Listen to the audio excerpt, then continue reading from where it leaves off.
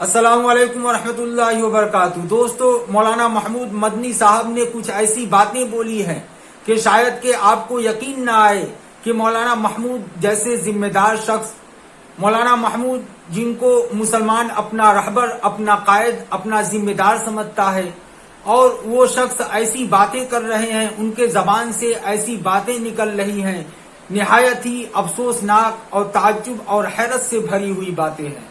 3 video میں لے کر آیا ہوں۔ پہلا ویڈیو جو ہے ان کا شری رام جی کو لے کر ہے۔ انہوں نے شری رام جی کے بارے میں بولا ہے کہ وہ امام الہند ہے، یعنی ہندوستان انڈیا کے اس دیش کے امام ہیں۔ ان کے ویڈیو کو آپ خود دیکھ لیں۔ اور اردو کے کچھ شعر سنانا چاہتا ہوں، ہو سکتا ہے سمجھ میں آئے، ہو سکتا ہے نہ بھی آئے، میں سمجھانے کی بھی کوشش کروں گا۔ کہاں لبریز ہے شراب حقیقت سے جام ہند، سب فلسفی ہیں خطے مغرب کے رام ہند۔ شری رام چندر جی کے بارے میں کہہ رہے ہیں، اب غور کیجئے گا۔ وہ کہہ رہے ہیں سب فلسفی ہیں خطے مغرب کے رام ہند، یہ ہندیوں کے فکر رس کا ہے اثر، رفعت میں آسمان سے بھی اونچا ہے بام ہند۔ رفعت کہتے ہیں بلندیوں کو، اونچائیوں کو۔ تو بھارت کا دروازہ، ہند بھارت کا دروازہ آسمان سے بھی اونچا ہے۔ کس وجہ سے؟ اسی دیش میں ہوئے ہزاروں ملک سرشت، مشہور جن کے دم سے ہے دنیا میں نام ہند، ہے رام کے وجود پر، یہ آخری شعر ہے رام کے وجود پر ہندوستان کو ناز، اہل نظر سمجھتے ہیں اس کو امام ہند۔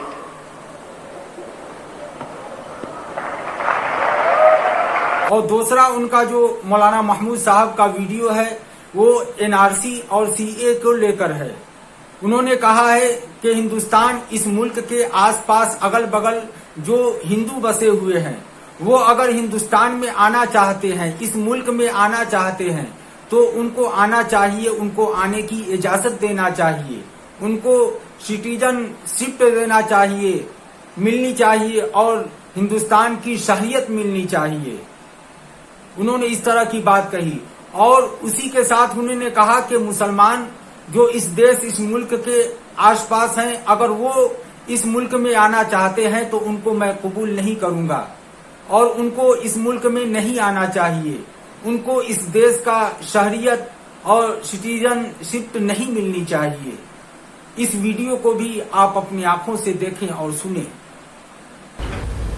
ملکوں میں رہنے والے غیر مسلم اگر اپنے آپ کو انسیف محسوس کر رہے ہیں اور وہ انڈیا میں آنا چاہتے ہیں، تو انڈیا کو انہیں اپنی سٹیزنشپ کا ان کے لیے کھولنا چاہیے، ویلکم کرنا چاہیے، ان کو دینا چاہیے۔ اصل اشارہ جو ہے وہ سٹیزن شپ امینڈمنٹ بل جو آیا ہے اس کو لے کر کے ہے۔ اس میں ٹھیک ہے، مجھے اس کے اوپر کوئی بہت زیادہ اعتراض نہیں نظر آتا ہے، مجھے ذاتی طور پر، ہمارے بہت سارے بھائیوں کو ہے اس پر اعتراض، لیکن مجھے بہت زیادہ اعتراض نہیں نظر آتا ہے اگر چند لاکھ یا 20 لاکھ 30 لاکھ 50 لاکھ لوگ پڑوس کے ملکوں سے یہاں آ جائیں اور ان کو وہ کر لیا جائے تو کوئی حرج نہیں ہے۔ لیکن اگر کوئی مسلمان یہاں آئے تو کیوں آئے گا؟ اپنا ملک چھوڑ کر مسلمان اپنے ملک کا چھوڑ کر یہاں میرے یہاں کیوں آئیں گے؟ نو، مجھے کوئی مسلمان نہیں چاہیے یہاں، مجھے نہیں ضرورت ہے کسی مسلمان کی۔ باہر سے کوئی نہیں آنا چاہیے، بالکل نہیں آنا چاہیے۔ بلکہ کوئی مسلمان اگر اس طرح سے گھسپیٹیاں بن کر کے یہاں آئے تو ہمیں اور آپ کو سب کو مل کر کے اسے نکالنا چاہیے۔ کیوں؟ یہ اپنی سوچ کو ہمیں بدلنا ہے، اس طرح ہندو مسلمان میں نہیں بانٹنا ہے۔ پر مسلمان کیوں آئے گا مسلمان ملک چھوڑ کر کے؟ بھئی مسلم اکثریتی ملک ہے نا، بنگلہ دیش ہے، پاکستان ہے، افغانستان ہے، وہاں سے کوئی مسلمان کیوں آئے گا؟ کیا ضرورت ہے مسلمان کو یہاں ویلکم کرنے کی؟ نہ آپ کو ضرورت ہے نہ مجھے ضرورت ہے۔ اب جس طرح سے آسام میں 12 لاکھ نان مسلم NRC سے باہر ہو گئے ہیں، تو یہ فیصلہ آسام کے لوگ کریں گے نا، آسام کے لوگ کریں گے کہ انہیں رکھیں گے یا نہیں رکھیں گے۔ میں کیوں ہوتا ہوں اس میں بولنے والا کہ ہاں رکھو یا نہیں رکھو؟ نو۔ اور تیسرا ویڈیو مولانا محمود مدنی صاحب نے اویسی صاحب کو لے کر بولا ہے۔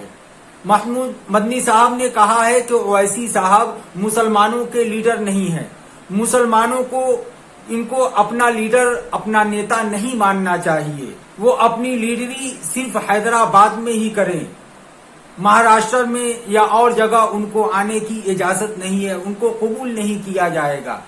इनके इस बात से उलमाए कराम भी सख्त नाराज हैं। कोई मुसलमान भी इनके इन बातों से इत्तेफाक नहीं रखता, बल्कि मौलाना अब्दुल्लाह चतुर्वेदी साहब ने इसी वीडियो में इनके इन सवालों का जवाब दिया है और बहुत अच्छी तरीके से बहुत सही जवाब दिया है। आप इस वीडियो को भी देख लें। इस बात का बहुत विरोधी हूं कि मुसलमान बहैसियत मुस्लिम के अपना कोई पॉलिटिकल लीडर बनाए, इसका विरोधी हूं और इसको मैं मुसलमानों की मुखालिफत समझता हूं।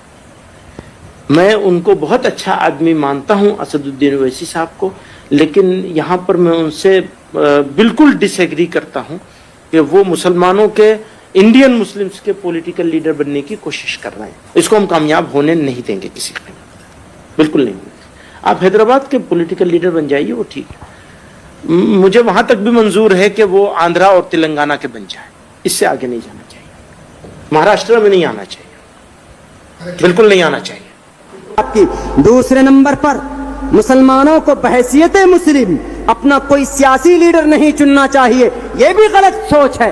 हिंदुस्तान एक आजाद मुल्क है, लीडर साहब, जनरल सेक्रेटरी साहब, कोई भी यहाँ पर अपना सियासी लीडर चुन सकता है।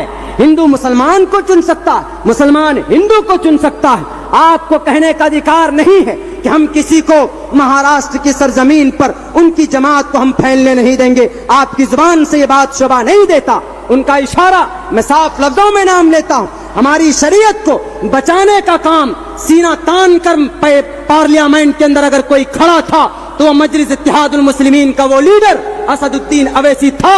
वो हमारा लीडर इस माने कर है कि जब सारे दुनिया के बड़े बड़े एमपी थे वहां पर चुप थे, लेकिन उन्होंने अगर शरीयत को बचाने का काम किया है तो वह हमारा है लीडर। हम मानते हैं सियासी पहलू एतबार से उन्होंने हिंदू को भी, दलित को साथ लिया है और मुसलमान को साथ लिया है, जो कि बहुत ज्यादा गरीब, कुचले और दबे लोग हैं।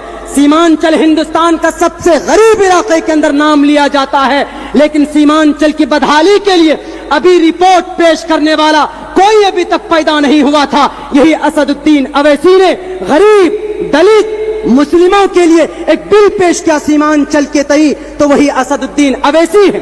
तलाक के खिलाफ हिंदुस्तान की संविधान को सामने रखते हुए तलाक एक्ट सिविल कानून को क्रिमिनल एक्ट में डालने वाला वो लोग गद्दार हैं जिन्होंने हमारी शरीयत की तरफ, शरीयत को बदलने की बात की। तन्हा आवाज बुलंद करने वाले कहां थे आप, कहां थे? मगरमच्छ के आंसू बाद में बहाते हैं। मासूम बच्चियों का अपहरण कर लिया जाता है, कभी कभी तो निहत्थे लोगों की हत्या कर दी जाती।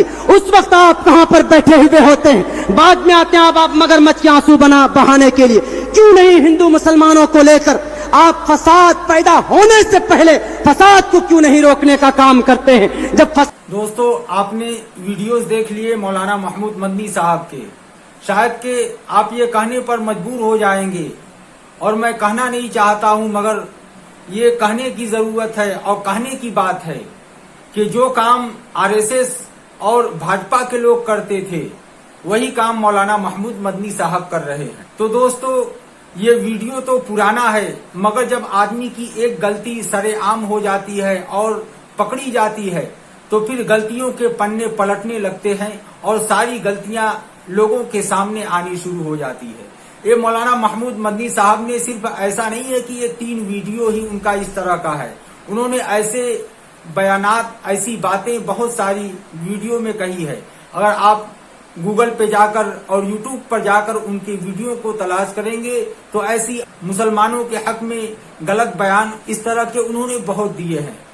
तो दोस्तों, आप इस वीडियो को देखें, आप अपनी राय का इजहार करें कि मौलाना महमूद मदनी साहब की बात से आप इत्तेफाक रखते हैं कि नहीं, उनको इस तरह की बातें करनी चाहिए कि नहीं। आप अपनी राय का इजहार कमेंट सेक्शन में जरूर करें।